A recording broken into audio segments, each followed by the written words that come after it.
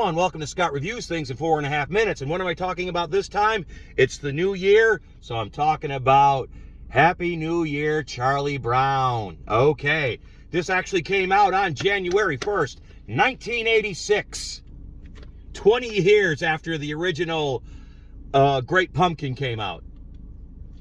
So, yes, I love the Great Pumpkin and I love the Christmas specials by Charlie Brown. I look through those through my child eyes because I grew up with them. Now, I also reviewed the Thanksgiving episode of Charlie Brown, and that one I knew a little bit about. I knew absolutely nothing about this one going and watching it. And I must say, Charles Schulz, I think he had some problems, which I think has been documented, because this is really depressing. I'm looking through it through adult eyes. It starts off, they're going on Christmas vacation, and the teacher, this satanic teacher, gives the class, they have to read and do a book report on War and Peace. These are children. These are like 9, 10-year-olds, and she's telling them to read War and Peace. And this is the odd thing.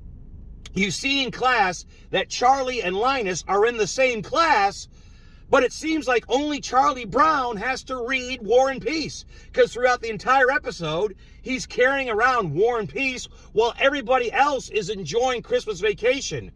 Aren't all these kids in the same class?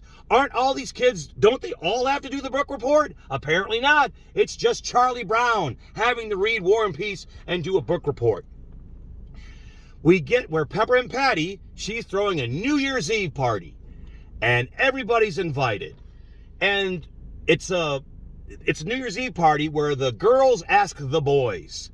And so we get Lucy is asking Schroeder, Peppermint Patty's asking Charlie Brown, Sally is asking Linus. And all of them get turned down. All these women get turned down by these guys. It's like, wow, this unrequited love is all through this thing. And and Linus is in this. And for 90% of it, he's without his blanket, which he is known for. Like the last 20, 30 seconds of this, you see him with his blanket. But throughout this whole episode, no blanket for Linus. Why would you do that? Why would you take that's like Captain America without his shield. Why would you take something such iconic that is related to one character and take it away? It's not like he's grown up. It's not like he's outgrown it. They throw it at the end. Also, when I reviewed the Thanksgiving episode, I showed you where Snoopy and Woodstock had become major characters in that. In the originals, they were background characters, but in Thanksgiving, they were major characters. Now they go back to being background. They're not in this a lot. This is just focused on Charlie Brown and his misery. Now, Charlie Brown, speaking of his misery, he asks the little redheaded girl to the New Year's Eve party. And they're all at the New Year's Eve party, and no adults. And you think, oh, they're children. They're having an early New Year's Eve party. No, they're having a New Year's Eve party at midnight. Children, no adults. Like I said, I'm looking through this through adult eyes. Where are the parents?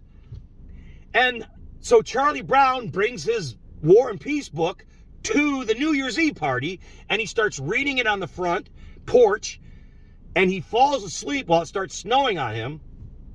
And while he falls asleep, the little redheaded girl, the girl that he has this massive crush on, shows up. She shows up. She's out and walking at 11:30 at night. She shows up at the party right before midnight, strikes. And then she's gone. And Charlie Brown wakes up. And everybody says, where were you, Chuck? The little redheaded girl was here. And he's like, I missed her. And all the women are mad. Because, Charlie Brown likes the redheaded girl instead of...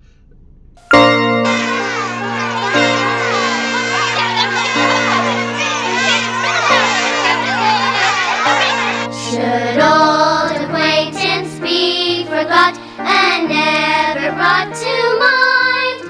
Should old acquaintance be forgot and days of old lang syne?